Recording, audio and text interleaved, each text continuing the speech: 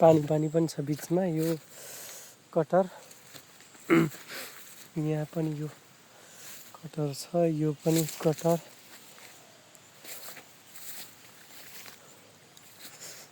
Cutter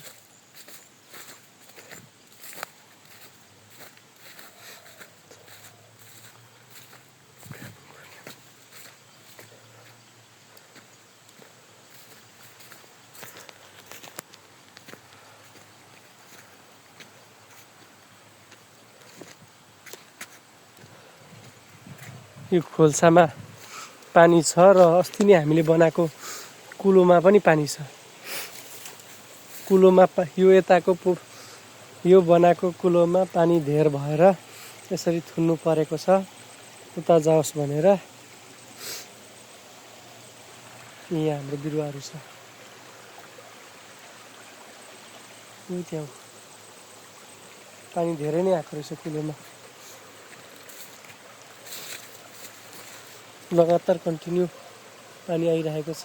त्यसरी थुन्दा पनि पानी आइरहेको छ भनेपछि पानी राम्रो छ। यो अहिले खोलेको कुलोमा पानी एकदम राम्रो आइरहेको छ। यो कुलोको मुहानतिर म जाँदैछु। कुलोको मुहानतिर जाँदै गर्दा खेरि यस्तो देख्न सकिन्छ। कति मजाको रहेछ। ठ्याक्कै यहाँनिर आएर यसो ढुङ्गासँग यताउता गर्दाखेरि पानी यसरी बगेर हाम्रोतिर गइरहेको छ। कुलोमा भन्दा हाम्रोतिर धेरै पानी ल्याउन सकिँदो रहेछ भविष्यमा।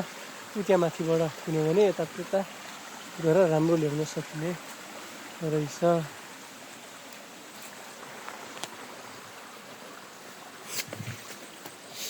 यो हाम्रो बिरुवा कटरको।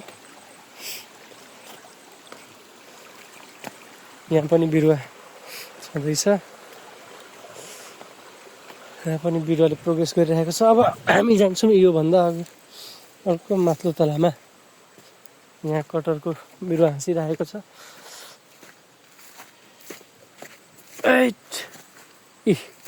आइम यहाँ कटर। यो के हो, लहरा सहरा आएको रहेछ। यसलाई टाइमली म्यानेज गरिएन भने यो लहराले गर्छ।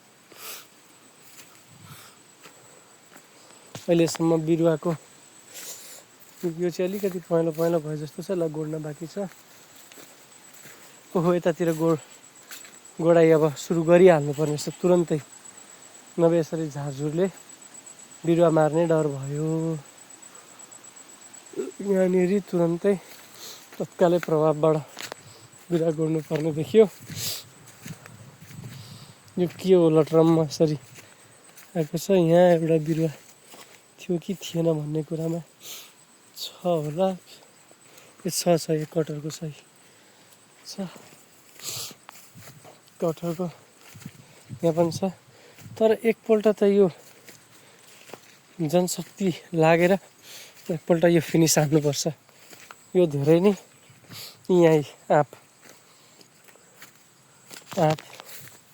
यो पनि हामीले हेर्न सकिन्छ। आँप त्यहाँ पनि आँप, यहाँ पनि आँप। यो लहराले चाहिँ घरी बनाएको छ यसलाई। त्यहाँ आँप के कुरो सुरो लाग्यो जस्तो छ। यहाँ आँप, यहाँनिर तत्कालै प्रभाव। यहाँ लिची अब यो गराबाट अलिकति झर्नु पर्ने देखियो।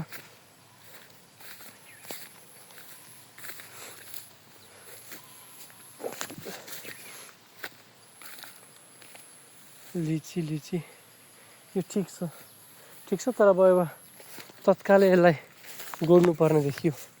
तत्काल प्रभावमा जनशक्ति लाएर गोड्नु पर्ने तत्कालै देखेको छ। यो तत्कालै जनशक्तिहरू खोजेर तुरन्तै नगोडी नहुने भएको छ।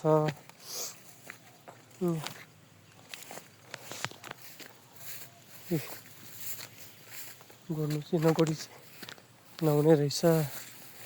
गोड्न हाम्रो नरिवल झन्डै हराउन आँटेको छ। गोडाइ पुगेको छैन, अब गोड्नुपर्छ तुरन्तै। तल्लोमा त ठिकै छ, माथितिर गोडाइ तत्काल होस्।